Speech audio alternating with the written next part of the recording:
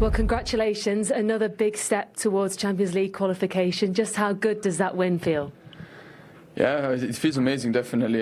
We were really fighting till the last minute. It was tough because we knew that we are facing a difficult team because they're good. But we managed to hold the score like that till the end. And yeah, I think we deserved the victory in the end.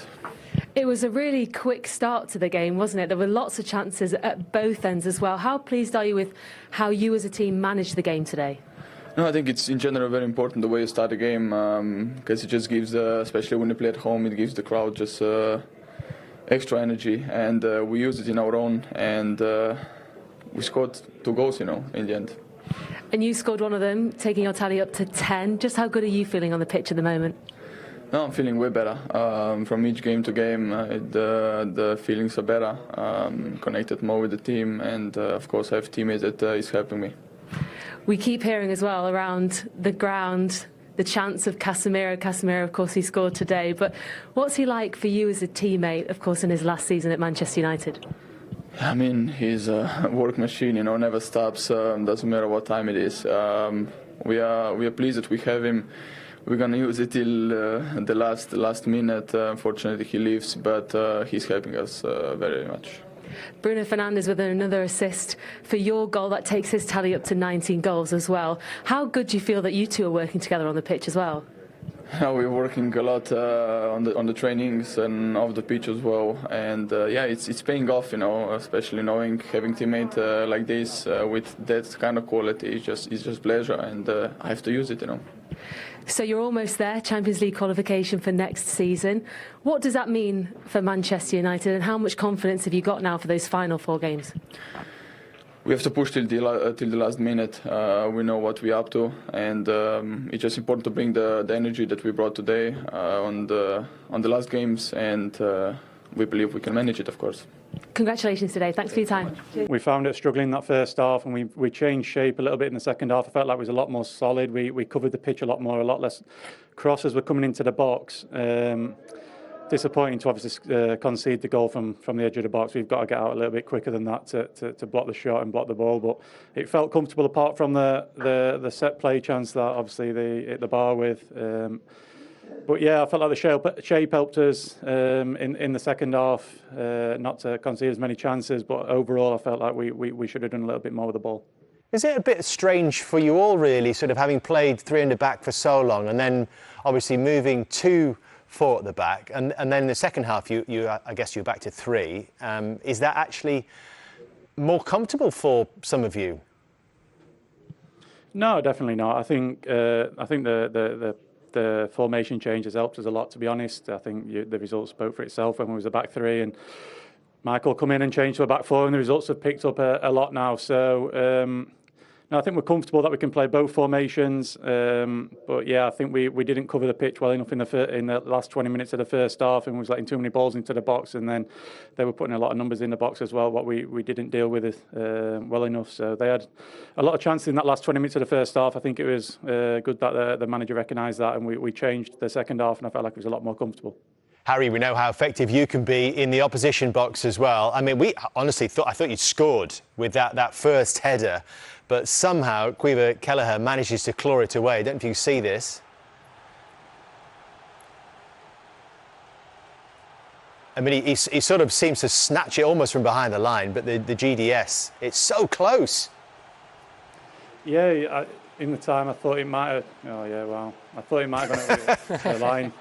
I got up well. I didn't catch it as clean as I'd like. I could have got more pace on it. It was a great ball in, and the pace was on the ball, and it was coming towards me. And I got up well, but I could have caught it a little bit cleaner and got more power on the header, I felt. But yeah, it was a good save in the end, but hopefully it didn't make a difference to the result.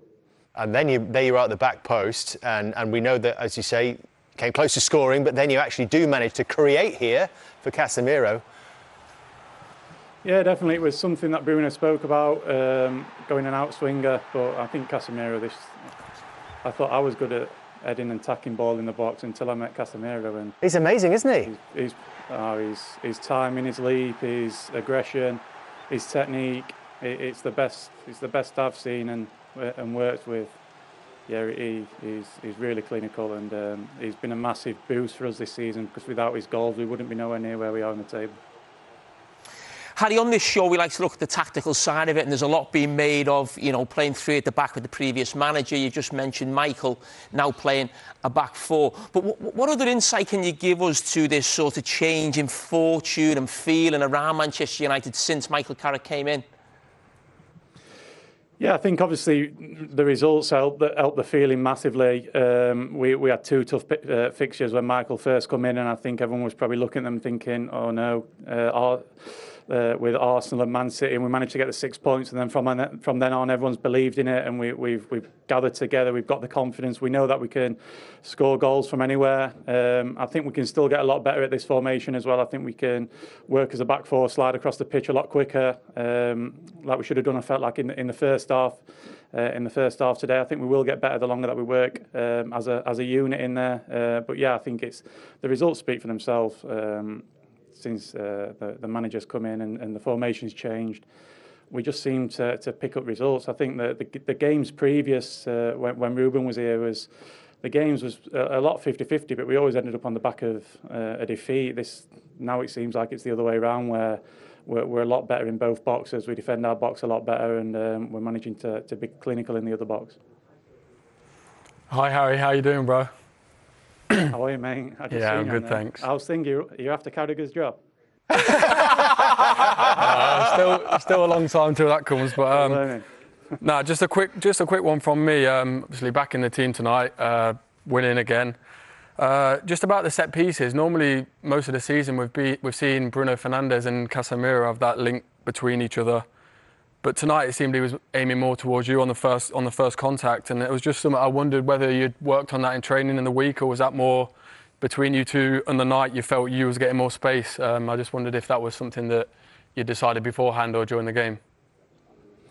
Well, yeah, I think what really helps you when you're attacking a set play is that you've got two big threats. I've played in a lot of teams where I get 1-2 players marking me, and all the focus is on myself. I think now other teams are respecting that Casemiro is a massive threat as well, so they have to take a lot of eyes on him. They have to put a good defender on him rather than putting two on myself at the moment. So I think it frees us both up. I think our record when we both play together, when I play, I think Casemiro gets more goals, and when he plays, for sure, I get more opportunities as well. So I think it's good that we have two big targets, two good threats in the attacking box, and I think it makes it a lot harder for the opposition. Harry, I just wanted to mention, if you ever want to come and try and take my job, you're more than welcome in the studio next season. If you want to come along to a Monday Night Football, love to have you in. I'll pop in, don't worry about that next time. And he also says, Harry, that because Manchester United are pretty much guaranteed Champions League football now, if you could just go a little bit easy next Sunday, that'd be great. Yeah, no more winning goals. Yeah, it's a big one next week. We know that's more than Champions League football, so we'll be ready for that one. We're looking forward to it, and we look forward to seeing you there. Harry, thank you for being a good sport and talking to us live tonight. Guys, thank you. Bye-bye. Thank you. So you in the same team as him at Leicester, but you were around the place when he was playing. Yeah, that was probably when I first started to break into like training with the first team, and he was playing week in, week out, and he's such a good lad. He was so nice and welcoming the minute I came through the door.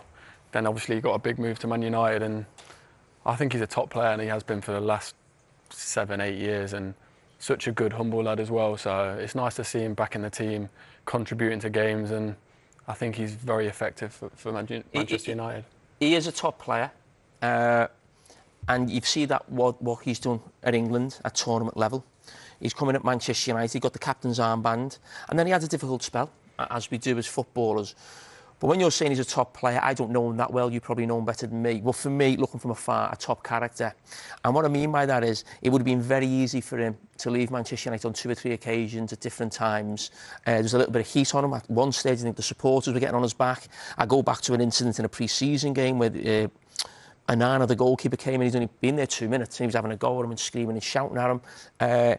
And the character that lad's shown, and he signed a new contract, hasn't he, for next season, to be at one of the biggest clubs in the world, where when it's not going well, the flag's flying. I know that from Liverpool, and Manchester United is exactly the same. And as I said, it hasn't been easy, because they're not being, you know, the most successful of Manchester United teams we've seen. But for him to come through that, and as you say, comes back into the team, it almost feels like they need Harry Maguire now. When you're looking at a Manchester United team sheet, if you're a Manchester United fan, you think, we need Harry Maguire playing. You just mentioned how strong they are in both boxes. That's a big part of him. And listen, don't know him too well, but got so much admiration, and I love that in players. It's easy to play well when things are going well. Have a look at people when things aren't going well, how they come through it and you fight through it. And that's part of being a professional player. And for me, I think what he's done at Manchester United is superb character-wise. All that said, Kiernan, Brentford made it pretty hard for Harry and also Aidan Heaven in that first half. In the back four, which he talked about, he had that preference for it, but Brentford kept on finding spaces, didn't they? Creating moments. For sure, and to be honest, they're probably going to walk off the pitch today thinking, how have we only scored one goal? Especially after the first half performance. Thiago, he's had 3 golden chances. And this is the amazing thing, 3 amazing chances without actually shooting. Without actually shooting, yeah, on another day. That was Coyote. He scores probably 2 or 3 and Coyote's got a great chance there. But that's just football. They've gone through the game today having 4 or 5 clear-cut chances and not won the game, and they might have 1 chance in another game and win it. So today wasn't their night in terms of in front of goal. It wasn't as clinical as Man United, and that obviously cost them the game. I mean, look at that, Jamie. I mean, from a centre-back perspective, the space that he's got through the middle of the pitch. Yeah, I mean, in some ways, Manchester United win 2-1, but it's almost one of the most uncomfortable 2-1s you probably ever see from a team, really. I mean, listen, he's had a brilliant season, hasn't he? I mean, to be honest, in some ways, that last-ditch tackle there was absolutely out of this world. Yeah, credit Aidan Heaven for that one, yeah. Yeah, but I mean... But it wasn't, it certainly wasn't the first shot he had that the goalkeeper came to the rescue. Heaven again, testing his own goalkeeper again. But listen, Brentford are fantastic. They played really, really well. Very unlucky not to get something from the game. But as Harry Maguire said, a lot of the time under Ruben Amorim, they were coming the wrong side of these games. Now, as I said, a lot better in the boxes. A lot of that is down to that goalkeeper who's been fantastic since he come in. And also, at the other end, a lot more clinical, certainly, on set pieces. And it was in that kind of environment when Brentford were pressing, looking for that equalising goal, that kind of situation, which led to United making it 2-0. Jamie, explain. Well, what's interesting on this one is, we're talking about Brentford leaving themselves wide open. But what happens is, we just stop it now. This is Harry Maguire. He's won the ball out wide.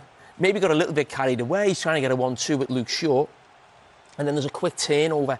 Now, if I stop this as the ball comes here now, I mean, you'd think I wasn't talking about a Manchester United goal. You'd be thinking that's one of the chances Brentford had. I mean, we've just seen probably 2 of them, a carbon copy of that situation. So they're virtually in. It's just that it's a poor pass. Manchester United all over the place, as they were a little bit defensively. But what happened is, that was your right-back, Coyote, who I absolutely love watching play. I mean, he's brilliant. But then the left-back goes on his bike because he thinks the space is there. And then what happens is one of your midfield players who's maybe a bit shattered, it's Old Trafford, it's a big pitch, I think it's Jensen, is it in there? He thinks, I can have a rest. Just give me a little blow. We've got the ball, but OK, we've got easy possession. They haven't got easy possession. And then what's left? He just needs to get a little jog on, just in there, not now, not react late, almost just think, I need to be in the centre of the pitch. Because what happens then is a devastating counter-attack, and that is Manchester United at the best, Kiernan. 100%. Like I always say, sometimes you're most vulnerable when you're attacking, and that's exactly what we've seen there with the second goal. Football is a game of fine margins, and like I said, if there's anyone not to leave in that sort of space for the Man United team, it's Bruno Fernandes. Well, this is your area of the pitch, so talk us through what he's thinking right now. Well, he's probably a bit surprised actually that he's turned and he's got all the space to run in front, but he's done so well in terms of the way he's carried the ball.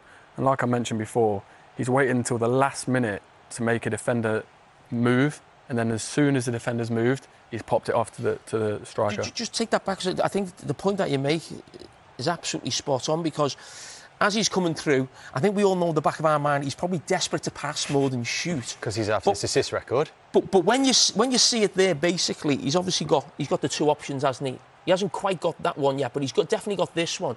And what he is saying is, it's not just waiting. He has to entice. One of them have to come to him. Yeah. They can't just let him shoot and run through on the goal. So is he just waiting to entice one of those defenders to come close to him?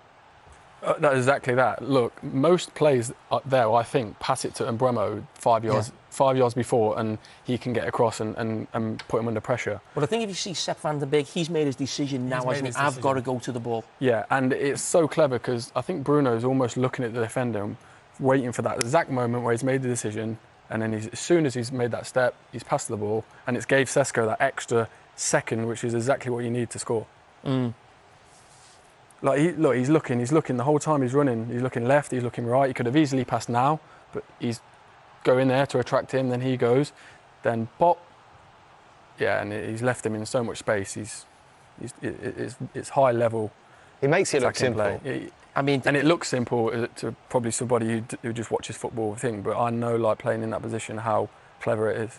Kieran, I think we mentioned before the game, we're not talking about one of the best players in the Premier League. I think we're talking about one of the best players in the world here. Now, I want to really slow this down, because if you look at him now, he's looking there, he's looking to him, but that's the obvious pass. Yeah. But as soon as Collins now makes that move there, look at his right foot. Yeah. He's gone to look to pass that. He sees him thinking on his way here. He almost goes to touch it with his right foot and lets it run across his body.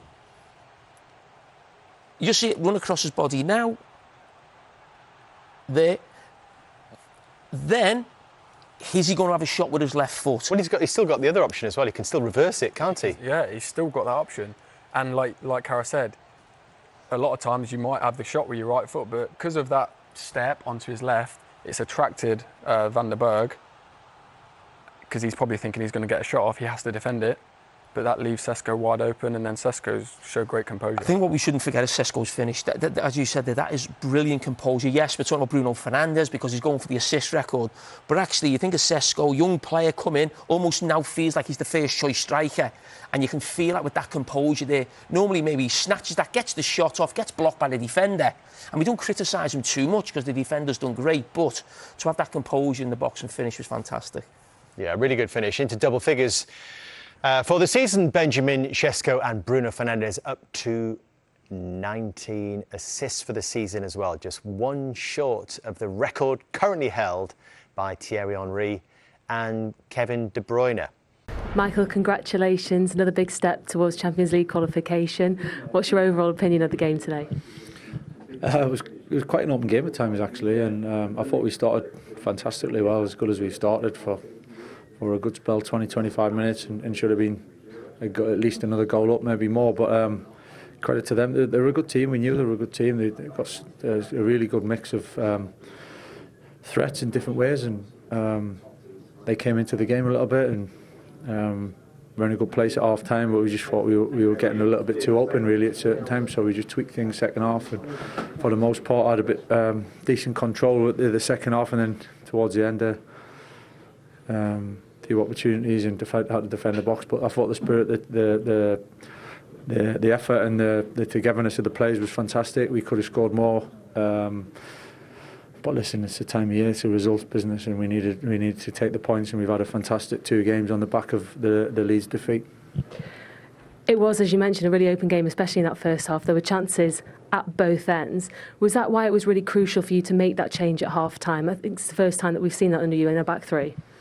Yeah, we were going to make it anyway, and then we ended up scoring the second goal, so put us in an even better position. But there was just certain spaces that we thought we needed to cover a little bit better, and I think for the most part, second half, it had a good effect really, and it was a purely tactical one. So yeah, listen, sometimes it works, sometimes it doesn't. But today, I thought really it was about the result, and in the position we were in at half time, we wanted to see the game through.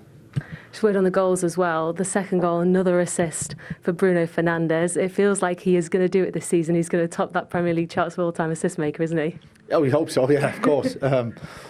You know, in terms of scoring goals, I think we've pretty much scored every game, and Bruno's a big part of that. But the forward line are collective as well, and the connections and relationships. But again, Bruno, an important moment. I think there was other ones where he could have maybe had one more, maybe scored himself. So I thought we looked dangerous enough throughout the game.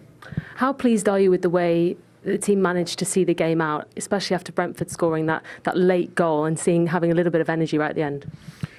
Yeah, listen, I think the way the boys managed it, I think sticking together, it's a tough finish. It's a tough league. It's a tough league to get results in, and I think that's proven over recent weeks and months. So, but to get the amount of wins we have, we're delighted with that. Today was all about the 3 points for us, and we definitely got that. So we're happy tonight.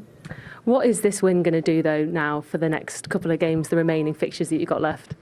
Oh well, it's another win. You know, we've obviously got an important game coming up at the weekend, so we can look forward to that. It's a big game for different reasons, but we've put ourselves in a good position with a good win tonight. Congratulations. Thanks for your time, Michael. Cheers. Thanks a lot. Win for Michael Carrick. Does it feel like they're pretty much there now in terms of Champions League? I think so, yeah, and I think he's pretty spot on with what he says at the end there. At this point of the season, results are probably the most important thing. There probably would have been times tonight where you would have liked the team to be a bit more compact and not concede as many chances, but they've walked away with 3 points tonight, and it puts them in a really good position now to go and get Champions League football. And it puts Michael Carrick in a really good position as well. That was the remit he was given. Could he return Manchester United to the Champions League after a 2-year absence? And this is the job that he's done. He said most Premier League wins and points since he took over, 9 wins from 13 games. Is it becoming a case of the job is pretty much his? Would you be surprised if it wasn't at this point, Jamie? No, he's going to be the Manchester United manager, certainly next season, no doubt about that. And you can't say he doesn't deserve it. They are absolutely sensational results. I mean, they're results of a title winner someone going for the league. Now, I know that pressure isn't on Manchester United right now. They haven't got European fixtures. All these other things will come into it, but I don't think anybody could have come in and done any better results-wise. Now, the performances of late have not been great. That was another one tonight. But it's not a great Man United team. I'm looking at Liverpool and Manchester United in 3rd and 4th position. I don't think either of them are great right now. And I don't think it tells you almost a great Premier League. So he's still getting the results, even though the performances of late, even the Chelsea game, you go away in Chelsea, that's a big result. Winning there tonight was a big result. So was it interesting that what Harry Maguire said, that under Ruben Amorim, they were losing a lot of those close games, and now under Michael Carrick, they are winning those close games. And maybe that comes from the feel-good factor. He mentioned winning the first couple of games gives everyone a little bit of a good feeling. Going back to a back four maybe makes people a little bit more comfortable. But I think the interesting thing, and I liked it, you mentioned about going to the back three tonight, and that was something that was criticised heavily. But the biggest criticism we had of Ruben Amorim, he never adapted. He's adapted there. Now, it would have been really interesting if they hadn't got the goal just before half-time, if he'd have still made the change at 1-0, because it's a lot more difficult to say, OK, we're sitting with what we've got at 1-0. 2-0 makes it a little bit easier. But listen, again, that's not a poor decision for the manager, or he's bowing down to sort of Brentford. He's seen how that game was going, and he needs to just... For Benjamin Sesko. Rennie was very impressed with the reporter questions there, weren't you? Absolutely. Yeah. In case you didn't know, that was Peen Meulenstein, Rennie's very talented daughter, our colleague. So the Meulenstein theme tonight. In terms of Sesko, are you seeing progressive signs? Yes, definitely. And he said it there, and obviously Peen asked him how important was the link with Bruno Fernandes, because you could see in the beginning of the games that Bruno was pointing to him at all the time. The sort of connection wasn't there yet, and you can see that connection getting stronger, stronger, stronger. Marco knows better than anybody else. As strikers, you feed of service. And there's plenty of strikers that we know from Man United that haven't made it. And partly was because there was no service. And if you give him service, because he's already scored now, 6, 7 goals since, on the Michael Carrick? Yeah. And that is the thing. And he has definitely progressed. His movement is better. He's working hard. He can bring players other players into play. He's still young. It's a big thing to play for Manchester United, to leading the line. But I think he's doing a great job. And he's getting better from game to game. Yeah, because you were, I don't know what the word was, non-committal, shall we say. Sceptical. Sceptical, possibly, yeah. If you want to say you were sceptical. At the start, are you beginning to see reasons to be non-sceptical in Benjamin Sesko? What I find difficult is when Manchester United, for the last few years, I don't care who you play up front, I don't care who you you play in the team in certain positions. I think it's very hard to judge when the team aren't functioning. Rennie makes a point there about strikers. We're the end of the chain. If the chain is broken anyway, there is no, there is no striker. It's pointless in many ways. I would love to see Højlund, what he can do now. I mean, he played in a Manchester United team that was broken, didn't have any of those links, that was playing poorly. Who's to say he's not very, very good? You know, he's actually doing really well in Italy now. Sesko was the same. When he first came to the club, it was like, things aren't really, you know, it's hard to judge. And now all of a sudden, now that chain of, you know, right the way through the team is actually working. Now you're seeing a different type of player. And I just wonder how much wastage there's been for many years now in terms of everybody says, oh, yeah, the purchases have been poor. And that might be the case. But sometimes they might not get a fair crack of the whip as well because, as I say, they just don't get the service that they should get. Now, Sesko's all of a sudden now spearheading a front line that's got some serious ammunition being fed to him from behind. The Cunhas, the Amads, obviously Fernandes,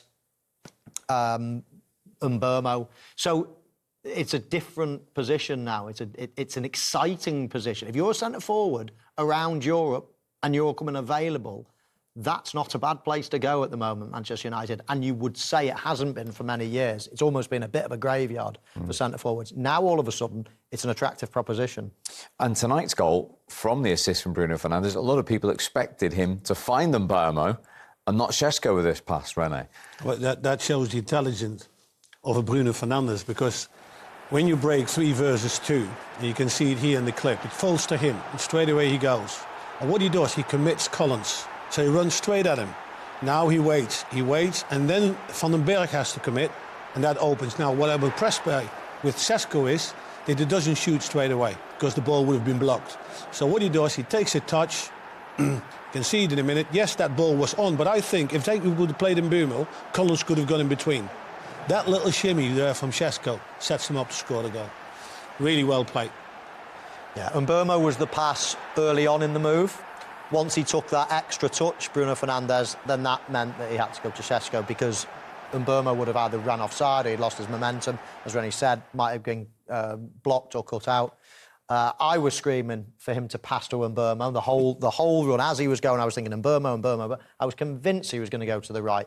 And then when he took his last touch, that meant then he had to go to the left. And Sesko, Rennie's right. You know, a player lacking in confidence hits that first time and gets it blocked. Just safety, just hit the ball on target. Might get a deflection or something. Confident players, when they're scoring goals, they do the right thing. They don't do the safe thing. They do the right thing. Since Michael Carrick was appointed, there's only 3 players who've scored more Premier League goals than Benjamin Sesko, so that backs that up as well. Bruno Fernandes with another assist. That is 19 for the season, so he is 1 away from equalling the most assists in a Premier League season. Not bad, is it? A joint record held by Kevin De Bruyne and Thierry Henry. Now, in terms of goal contributions, look at this in Manchester United's history, where he is at the moment. He's gone level tonight with one Cristiano Ronaldo, Rene, who you used to work with. Some serious names on that list. Absolutely. I mean, you just go down, you see Wayne Rooney in front, Giggsy. It's unbelievable. I mean... And he deserves to be in that company, doesn't he, Bruno Fernandes? Absolutely. Absolutely. He's got, if you talk about a player that makes a difference, he's got the intelligence, he's got the technical attributes. Going forward, his decision-making is most of the time spot on. And like I said, forwards feed off windows of opportunities. They make the certain movements, and then you need to find the players that find the right pass at the right time. You saw, again, a number of occasions already tonight that was happening, and the Sesko goal is the best example for it. Yeah. Before that, we're not going to see him, and the United fans aren't going to see him for 4 more games, and then that's goodbye to Casemiro. Ever since he announced he was leaving, it seems he can't do any wrong. Incredible. Absolutely incredible. I mean... That re-energised, isn't it? Yeah, absolutely that. I mean, certain people have been writing him off about a year ago, and he's actually playing some of the best football of his career. Certainly the best football of his Manchester United career in this sort of last few months. He's a magnet to the ball, isn't he, in the penalty box? And it's not just scoring goals, it's defending on his own corners. He virtually heads everything away at that near post. He's a magnet. He's unbelievable. His timing, his bravery, you know, the timing of his runs as well. You know, how he jumps there. I mean, people will just look at it and think, oh, that's a simple header. But sometimes you give away power to actually get a jump on someone, so it just takes somebody out the game totally. If he wanted to get real power on that, he would have delayed his jump. But actually, the only danger, he's so close, he didn't need to go for power. The only danger is somebody else sort of challenge him. So he jumps early, gets his arms up, nobody can touch you then. You know, anybody jumps, you jump into their arms, you've got no chance.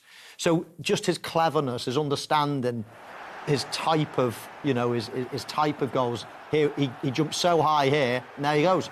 Nobody can jump into him. He's almost pinning everybody down. OK, he negates some power, but he's a yard away. It doesn't matter about power there. He's just a clever footballer, always had it. And Manchester United are going to have a real problem. Problem. It's going to cost a lot of money. It's a challenge to find a replacement. Now, there's a lot of good midfielders about. You know, your Andersons at Nottingham Forest, your Whartons at Crystal Palace, your Beliebers at Brighton. You know, all of these players are potentially on their radar, but it's going to take some money and some player to replace Casemiro. And his off-the-pitch influence as well. I mean, from a management coaching point of view. I do have to say, because I think the change of manager, the change of system has helped him massively. And Mainu? 100%. Mainu coming in, he's got energy, he's got legs. The wingers have to tuck in a little bit more to get a little bit more protection in that respect. So it's not gung-ho and pressing all the time. The pitch was too big for him. When people started to ride him off, he got run off all the time. And if I would be the opposition, I would have had legs against Casemiro because he wouldn't track or he couldn't track. And then you get exposed. Now he's much more in his comfort zone. And when he's on the ball, he's a good player. Obviously, he's an experienced player. He can do things, no problem at all. Fantastic. But it looks like not only him, I think there's so much more positive energy coming from that Man United team at this moment in time. You know, and this today was a step forward because Michael Carrick made the decision to say, whoa, we don't want that basketball game. Let's shore it up a little bit more. Let's drag it over the line, and they did. Yeah, it's a strange thing for Manchester United because the basketball team actually, or that type of game actually, does suit their attacking players in a way. When Cunha's playing with Ahmad, you've got Mbeumo, you've got a lot of pace, but it absolutely doesn't suit Casemiro. It doesn't suit Harry Maguire. It doesn't suit certain players that are slow, let's put it bluntly.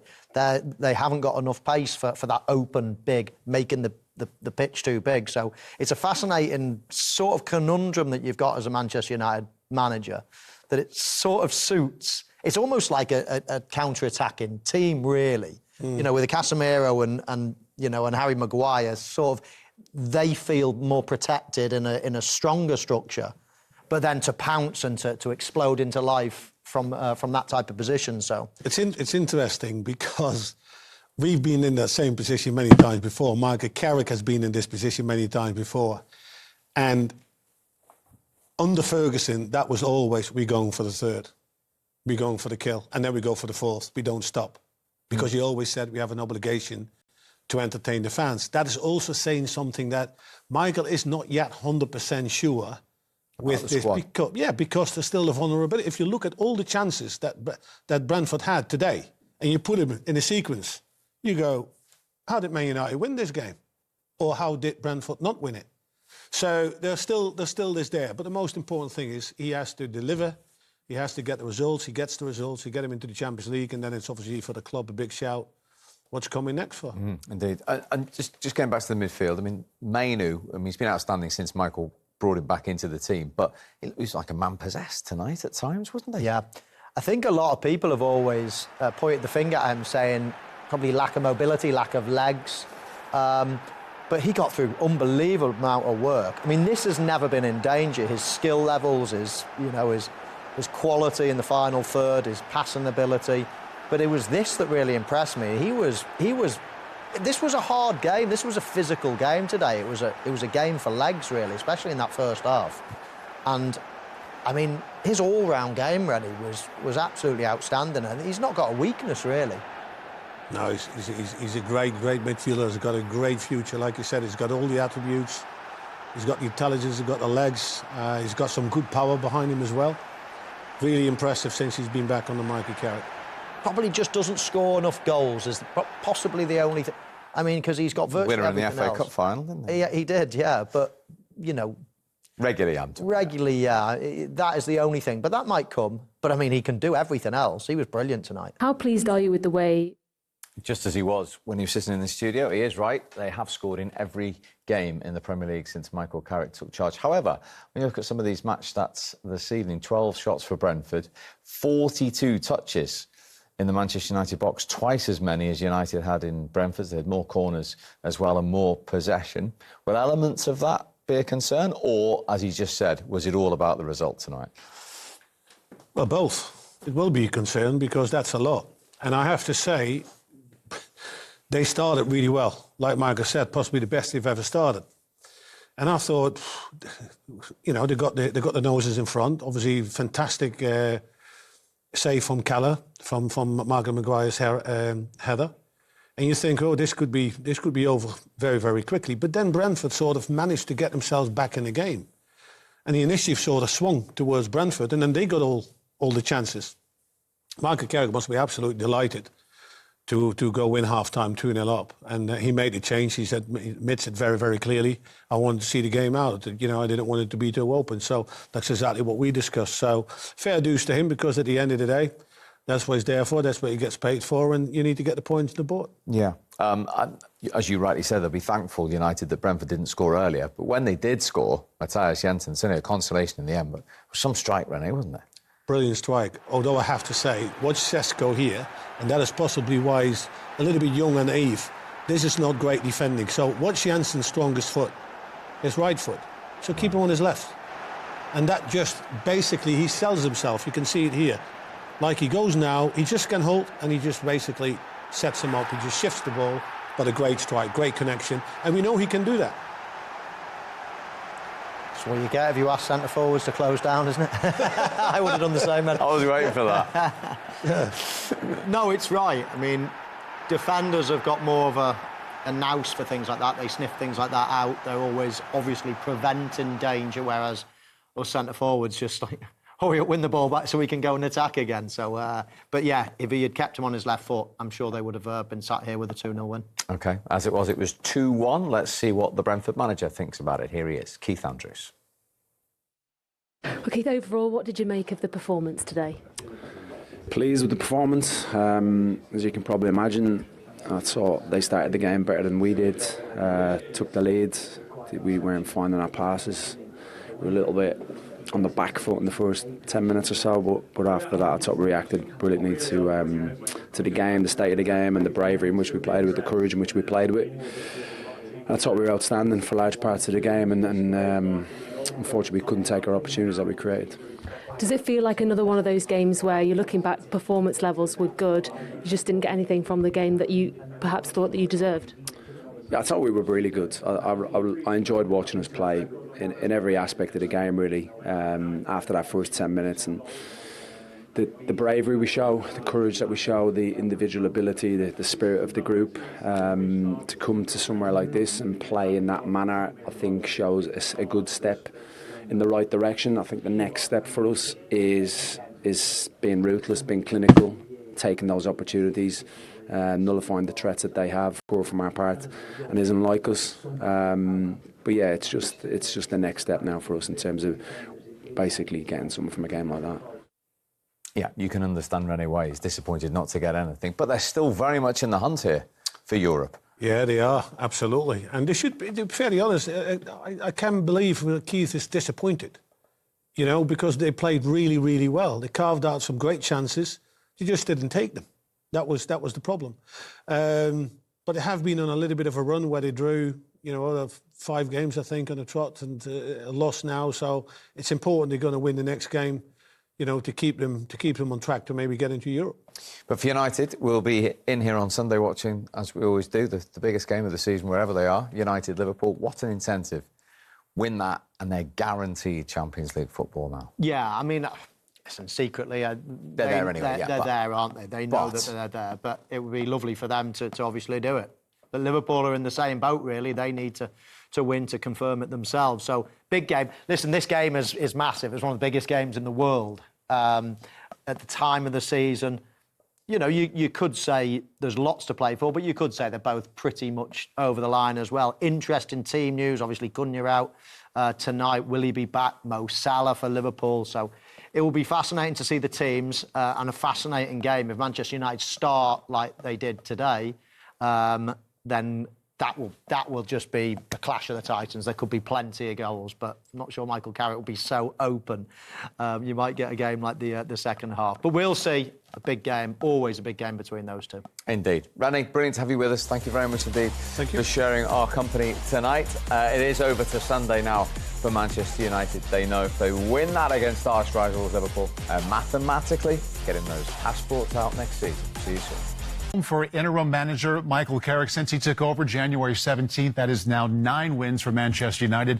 But in this one, Robbie Mustoe, Brentford had them on their heels the entire time. Yeah, two sides of this for me.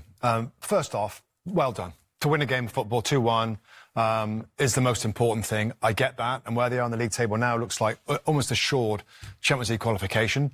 On the other side of it, I can't sit here and say, well done, Man United, that was great, brilliant, when they got run around. They got stretched throughout the game. They gave as many chances I've seen United give up for a long period of time. Brentford should have scored 2, 3, 4 goals.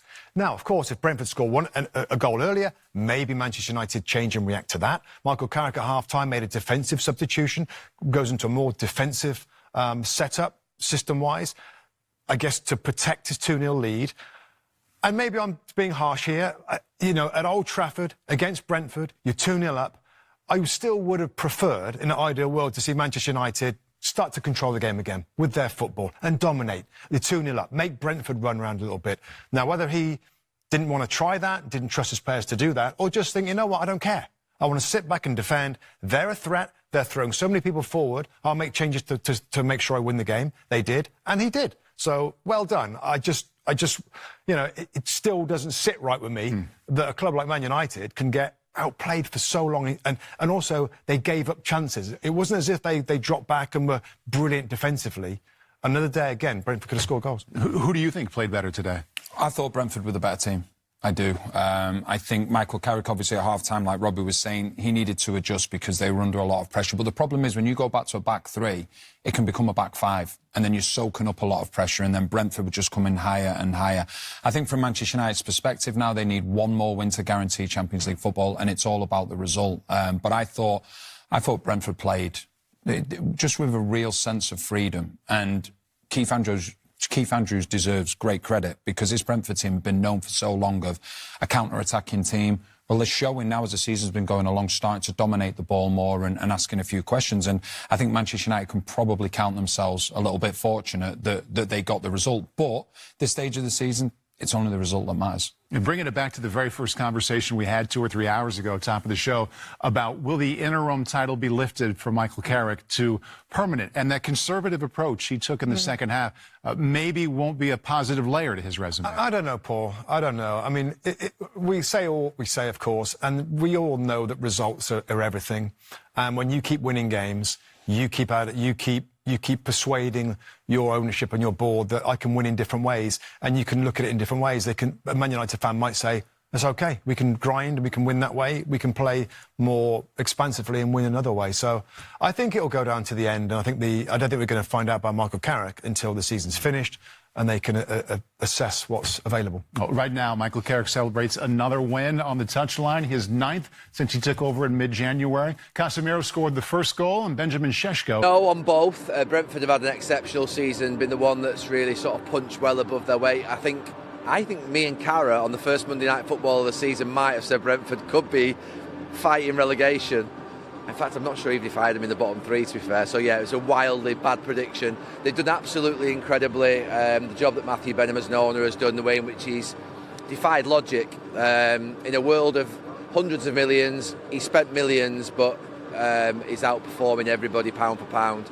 Absolutely exceptional job. And United, the turnaround, obviously we've talked about it enough now with Michael Carrick. It was a big victory at Chelsea last weekend. He didn't want to go from that Leeds game. It was 2 weeks today, wasn't it? Yeah. It was a really bad one, that, obviously against Leeds, and it was a poor performance. But to get the win against Chelsea was really important. And tonight's an important one. Someone told me earlier on today that Manchester United have not won on a Monday night at Old Trafford for like nearly 1,000 days. Is that true?